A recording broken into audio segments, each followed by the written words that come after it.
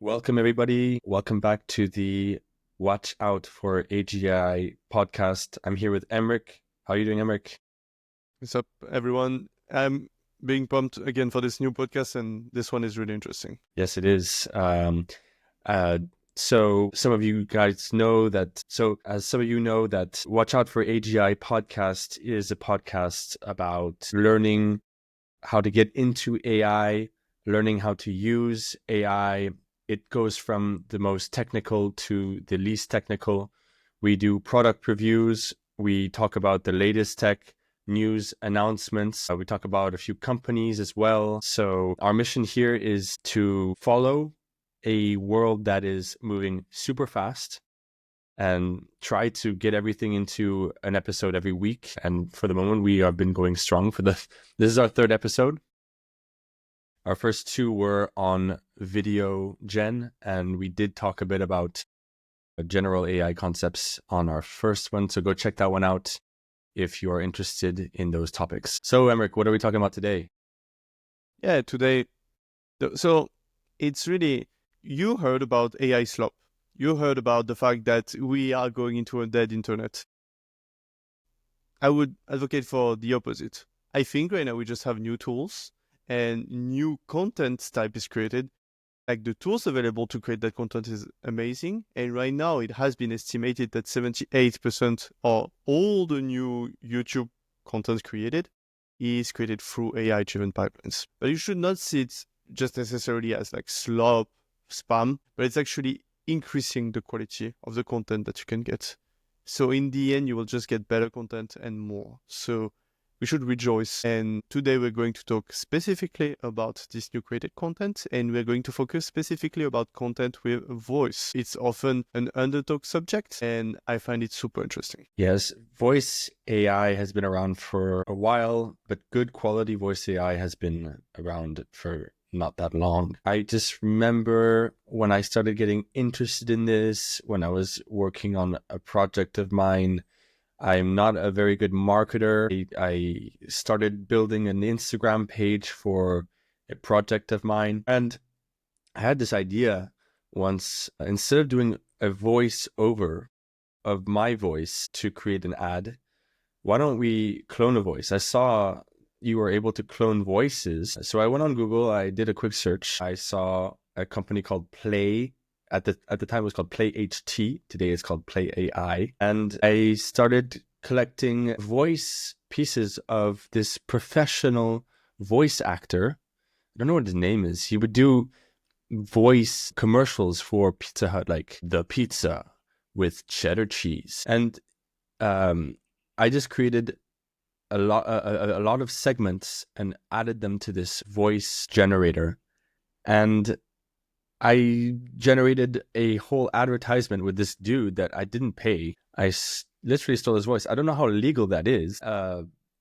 It was a bit weird at the end because it's like, okay, your project has like 600 followers and you have like a world-class voice. What the heck? It feels weird, right? It's like, what's going on here? But it was a successful try. That was 2023.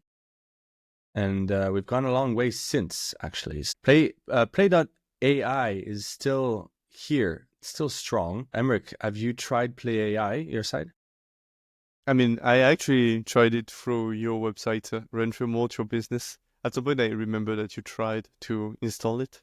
It's so simple, actually. You just index all your website, and immediately it has all the context, and you can use it as a customer service, and actually a really good one, customer service, to ask a question about your website. But even better than that, it's like moving you to the page. So if you have something with a next framework or anything, it's amazing. It's using the router and pushing another page for the user. You can say, yeah, take me to the page that talks about your cancellation policy, and it will go straight to that page. Theoretically speaking, maybe you could make it go to the ID of that. So what about if you had IDs? I wonder, it could probably, the tech is there for it to like point you straight to that part of the page. I think that would be next step. Yeah, I'm sure it's possible. We just haven't right now tried product about it. And I also really like, because you talked about advertisement.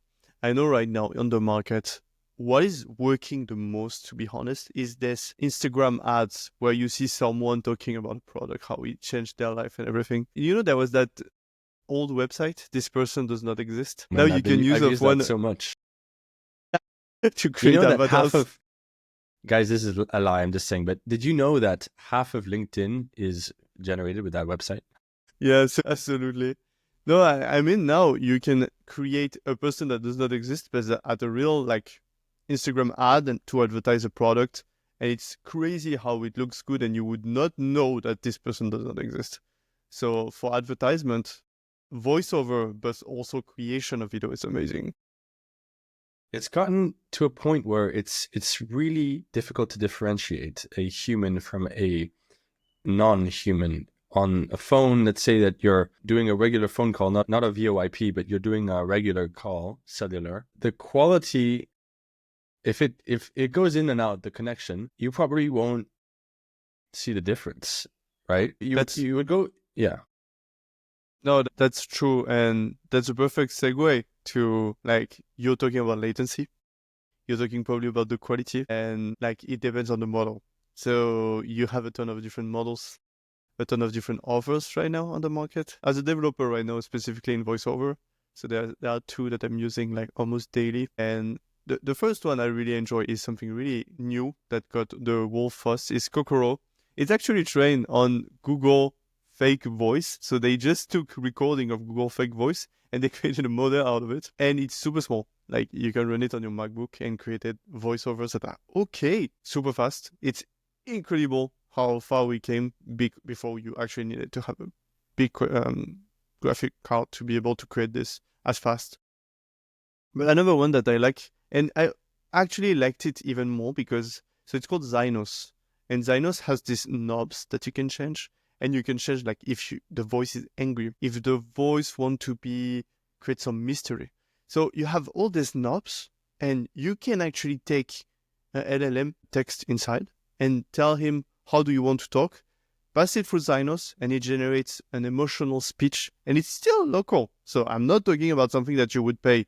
It's slightly longer to generate, but it's still local. You pay peanuts for it. That's insane. So what you're telling me is that today you can run these models on your Mac, on your computer, on a VPS, on your cloud instance, get something set up and start building automated voice from script. I mean, I also do not want to remove the paid product. So there's like the whole Google offering, Amazon offering, so all the big players. But of course, the one that is probably leading the pack is 11 Labs. You probably used it yourself, but they have an amount of voice like in their catalog that is insane. They also have, as you said, the epic voices. So if you want to create an ad for the Super Bowl, I guess it would be the place to go. And I think if for my product, when people want to pay, I think I will give them the best API. Like definitely in local, you would require a lot more R&D to get something that does not feel like AI. Because I think the worst thing is having latency. When you're talking with someone, you have latency, but also on a video, I mean, you know, when a human is talking, like I am talking, you have the breathing, I'm breathing. And there's also, I'm taking breaks. And the AI sometimes is not doing the best work at it. It's very interesting. I think that that really makes or breaks the voice experience. So you have this, I don't know if we can put this into the uncanny valley. It's the valley at which, you look at the quality of a product that is supposed to replicate a human, and everybody's like, wow, it looks really, really good. I like it. And then there's like this, it drops below a bad product, I would say. And then, the perfect one would be at the top, right? And so when there is a small problem that gets the user scared, where the user is thinking to themselves, is this an AI? Is this not an AI? I don't know what's going on. What's happening here? That is a breaker, because you're not thinking about what the AI is saying. You're asking yourself if it's real or not. And that is not solving the problem here. Like that would be in terms of quality assurance, that would not pass. The test would not pass. It's not a good product, right? So I'm feeling that we're getting to that uncanny valley, and these respirations are causing weird feelings. So OpenAI has been working on this technique, and it's a genius technique because when it works, it's amazing. But then you have these weird instances where the thing would say, I don't know, all right, I found a few results. It's like, what? That's the wrong respiration. That's weird. So we're not there yet, but these methods are super interesting. Yeah. You know that during the demo of OpenAI, when they presented the AI voice mode, you know, they did the AI sing, they did the AI talk faster, they did the AI whisper. On OpenAI, specifically on like a generic AI voice, I think the tech is not here. But on 11 Labs, you can definitely find this. Like, you can definitely find voice that are singing, voice that are like anime characters, and also whisper. I saw like actual AI generated ASMR channels. This is something that exists. And Have you also, tried OpenAI? Have you pushed its limits on the voice? yeah, I try to use it. I am just maybe not paying the 200 a month subscription. Maybe I would get like an advanced AI voice agent at that moment, but for now, no. I've been asking OpenAI to teach me how to do the Boston accent, the New York accent, the British accent. It can do these things. I don't know if it can do it for the already. One thing that, you know, we're both French, and so we speak French sometimes to this machine. And guys, it's just so weird. It's just so, the experience in another language for those who don't speak a second language is very, very strange. I'm going to tell you what I think, and then Emrick, you can give me what you think.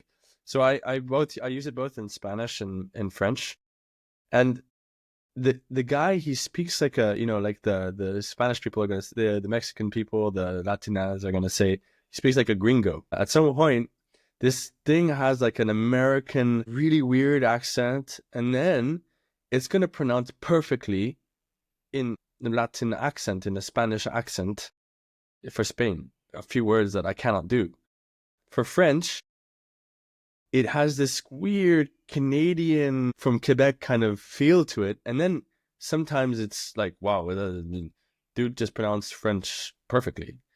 I don't know what's going on here. This guy's what we call it, like a UN kid, like a, you know, like a Swiss boarding school accent. You know, like the accents that don't have any provenance.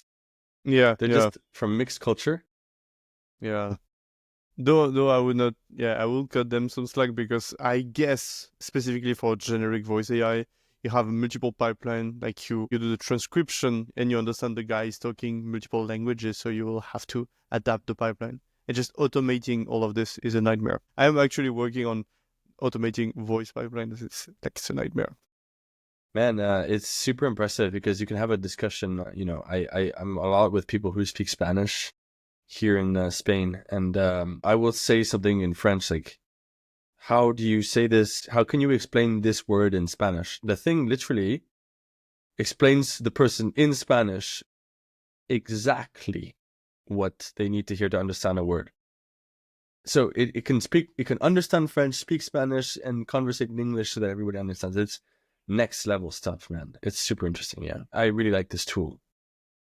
And actually, so it brings a few questions on what is the future of language, even, right? Because, you know, when the English Empire kind of took over the world, where you would need to speak English to get any business done. I'm just looking at it today.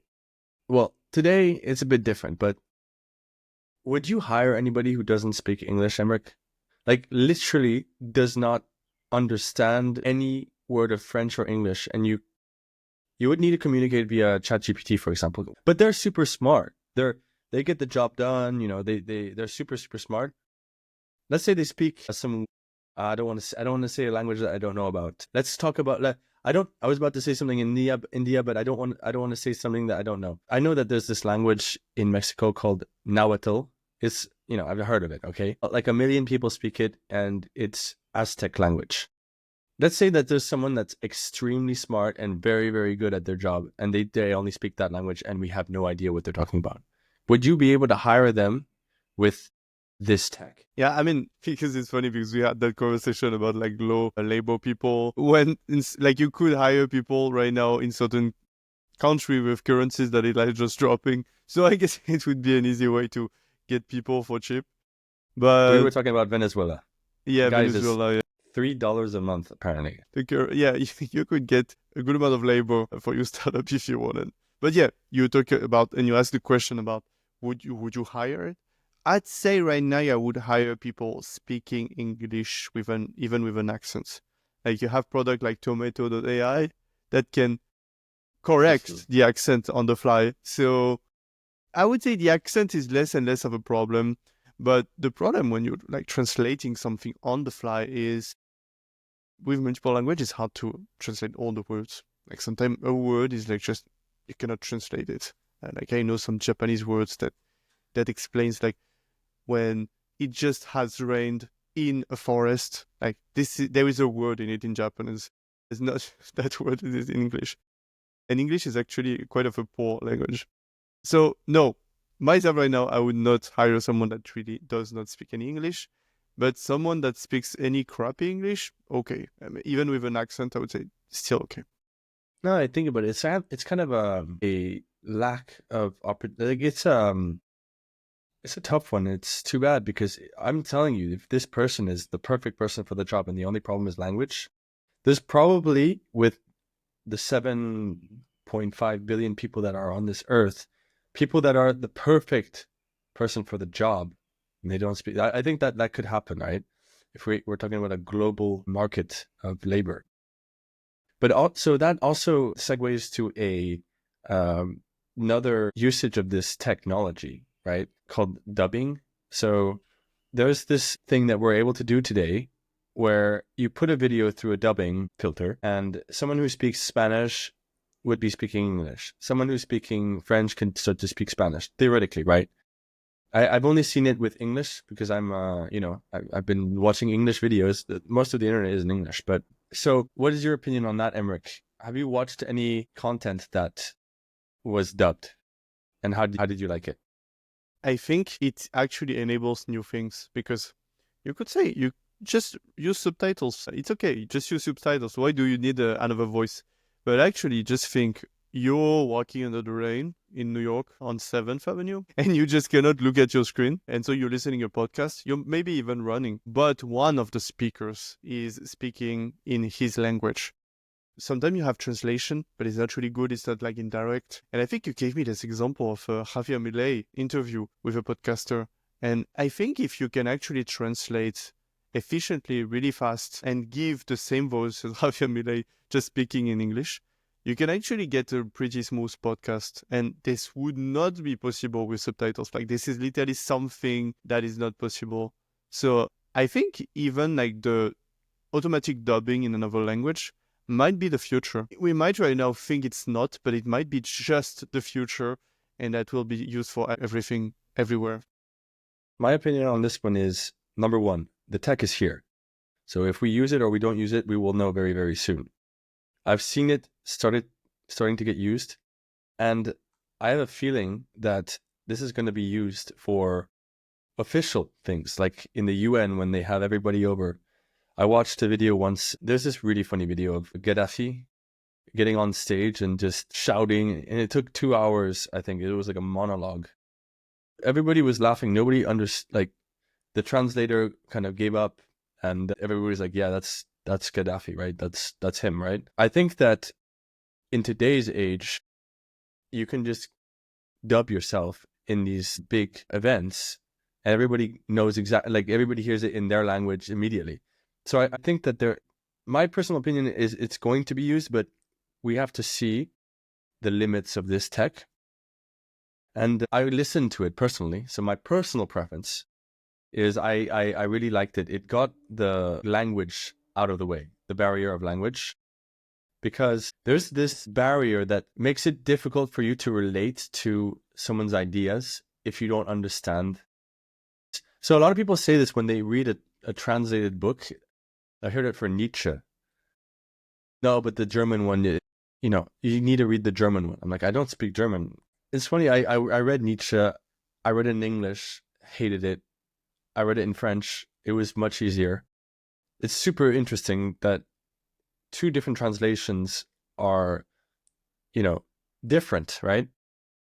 So back to the Millet podcast, I listened to that one and I was able to listen to his ideas and not focus on the guy himself or on the accent or trying to understand what he's saying.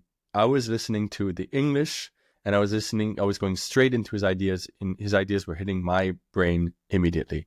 And I like that a lot. So I really hope that this is used in a correct way so that people who don't speak a certain language can know the truth and not a biased translation. Yeah, talking about ideas, Millet was probably in a podcast or an interview. There is actually products right now on the market that allows to generate podcasts. I really want to shout out to Google NotebookLM.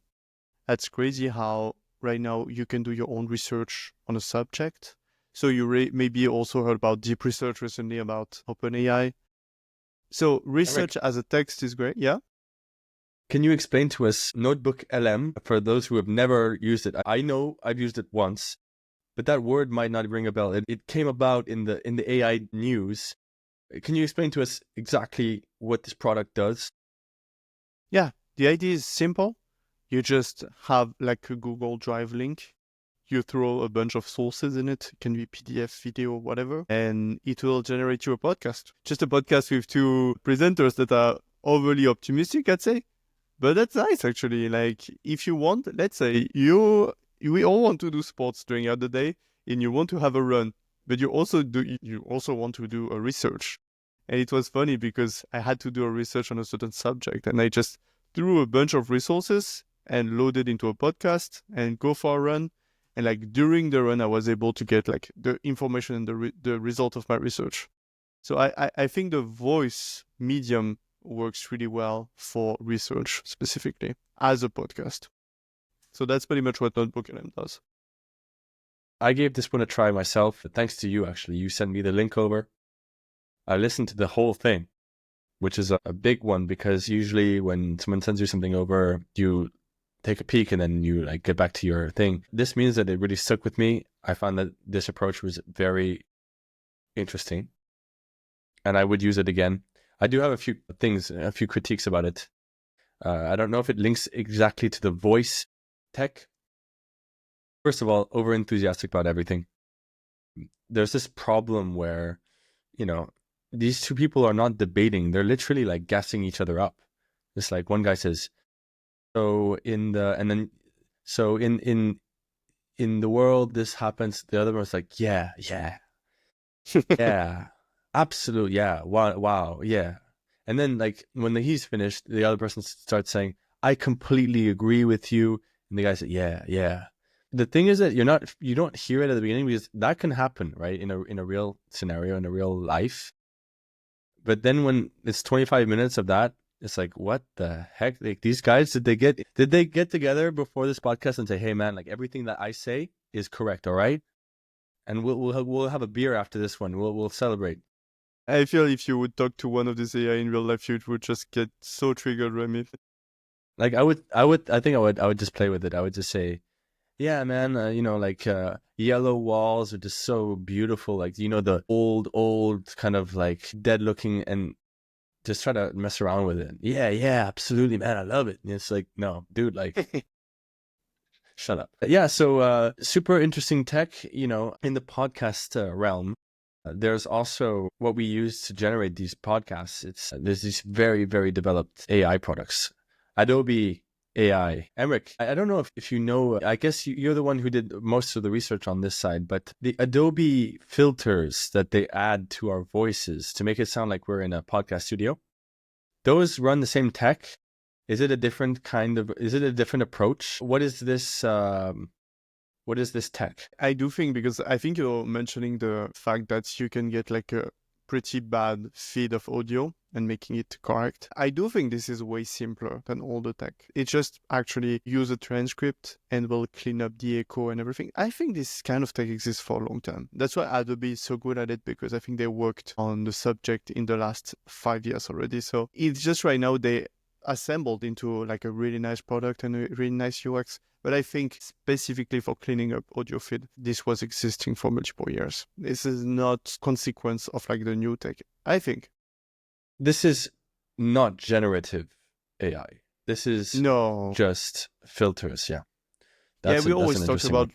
we always talk about generative, but there is a ton of like ML use cases that are not generative and just like models that are really, it's way smaller models than the generative. Not everything has to be generative. Yeah. In terms of generative audio, there is also a whole segment of the market that is for generating music.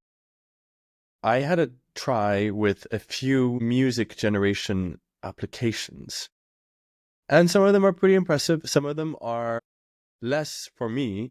I've seen a few on Twitter where people were like, this is the future of song making. So I gave a go with, what's the name of this tech called?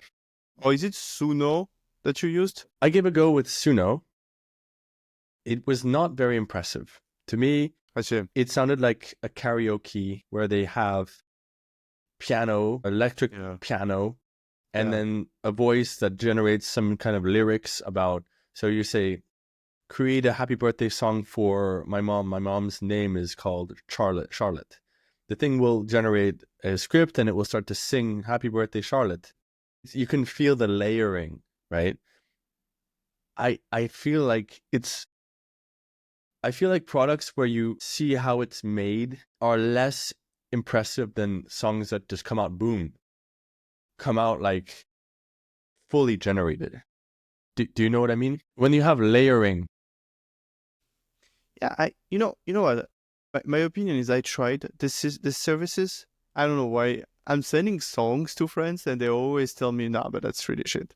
I would say myself, I am really optimistic on it, because just think, Pandora 15 years ago had this proprietary algorithm that was automatically giving you the music that you love based on your needs.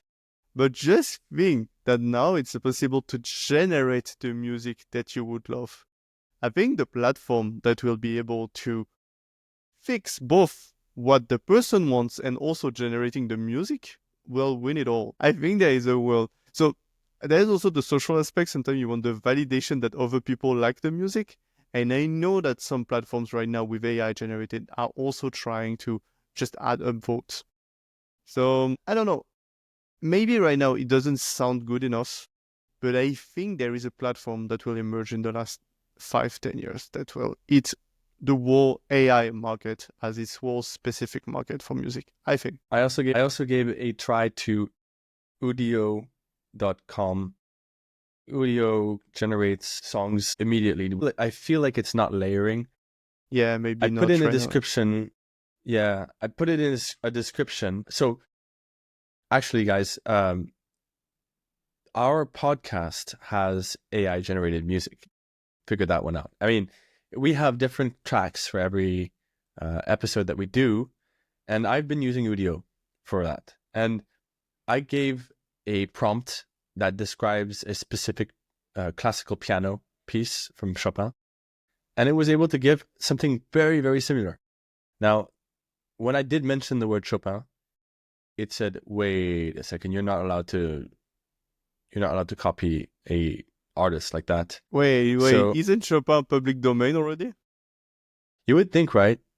I don't know. Maybe there's a bug on their end. At this point, Chopin, I think he celebrated his the death of Chopin is gonna be 200. No, it's 225 years already.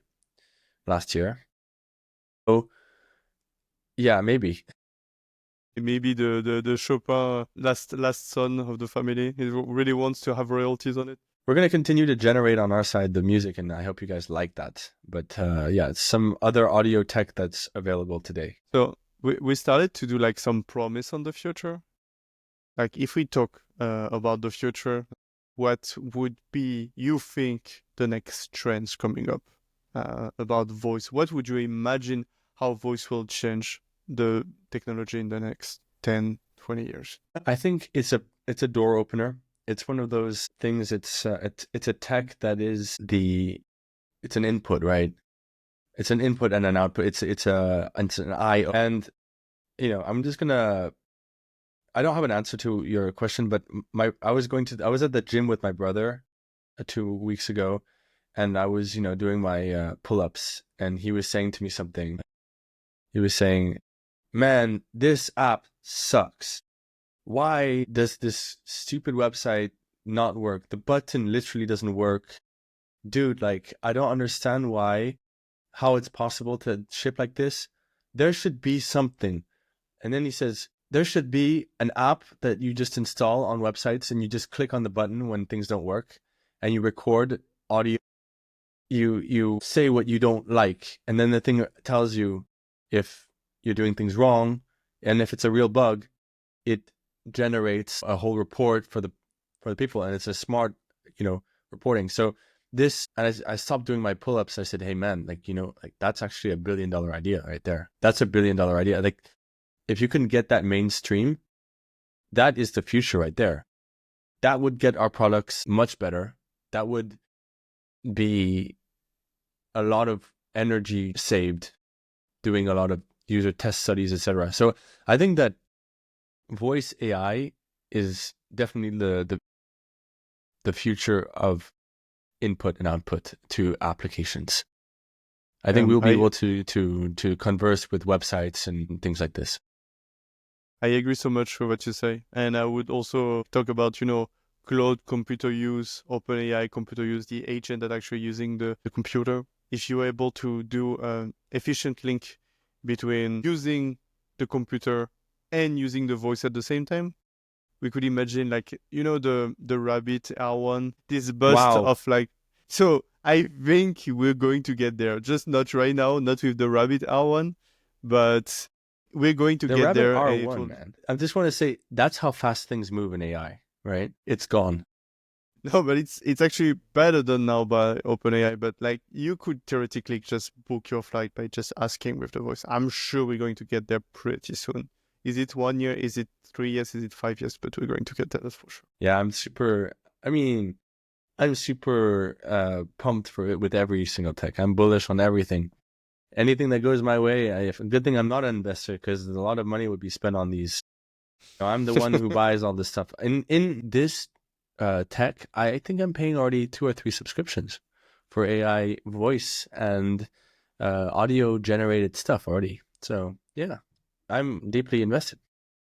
I know you're a big fan of Cursor, and there is that trend right now. I think it has been pretty sent by one tweet of Andriy Karbati. You can link Super Whisper and Cursor and just code in vibe mode. You will just ask about something, and it will automatically do all the modification with Cursor plus Super Whisper. So I already do that. I already do that, but I don't do it with Whisper. I do it with dictation. I mean, whatever. I do it with dictation. That's unbelievable, man. It's service. And we will get to a point where someone will say the wrong word, and then a nuclear weapon will be sent somewhere. It's no, I didn't mean there is that N-word. That guy that is controlling a weapon with his voice with an OpenAI API. It can be done actually. Yeah. Well, that brings our episode to a completion. Thank you, Emrick, for telling us a bit more about. Well, actually, Emrick, am I? Tell me if this is the end or not. Because no, we would like to talk about your product as well. We'll edit this thing out. Well, that brings our episode to an end. Thank you, Emrick. You were the one that brought this subject up. It's super interesting subject to talk about.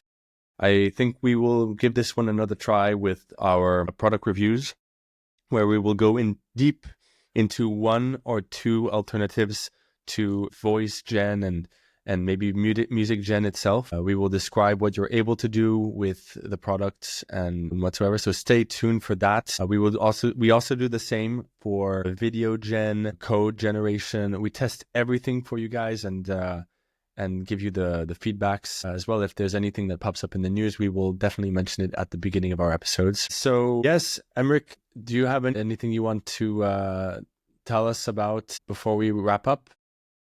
No, yeah, I think the voice as a modality is something super interesting. So right now you can innovate with all the modalities. You can also create multimodal AIs. But I just wanted really to focus on this one because each modality is enabling new products. And just keep the eyes open because maybe the new big products will come from a simple modality like voice. All right, guys. Thank you for listening. Please share our podcast. Please subscribe to our podcast if you want to listen to more AI things. And if you want to get featured on this podcast, we will be taking interviews starting next week. So start writing us. We have our emails on the information section of this podcast. Thank you, everybody, and we will see you in the next episode.